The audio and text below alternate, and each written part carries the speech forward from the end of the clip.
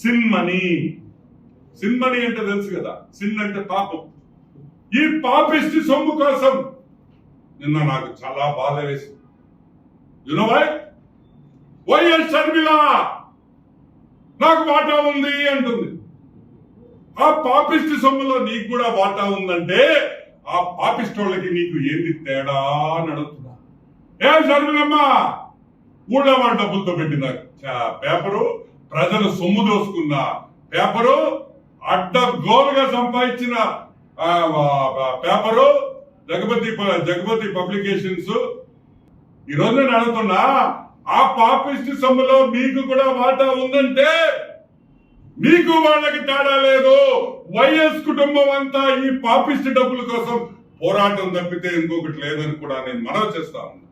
పెద్ద పెద్ద మాటలు చెప్తారు అని చెప్పింది మన పోలవరము రాజశేఖర రెడ్డి కళ అంతయ్య నీకు వచ్చి కళ్ళ చెప్పాడా?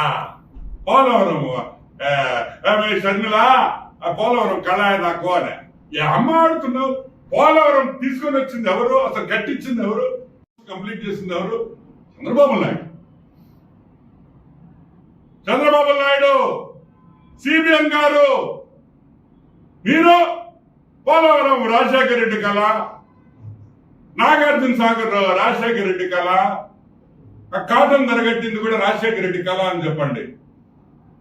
ఆ బ్యారేజ్ కూడా రాజశేఖర రెడ్డి కట్టించేసింది. అంతా ఆయనే. మీ పేర్లు వేసేసుకోండి. నేను అడుగుతున్నా,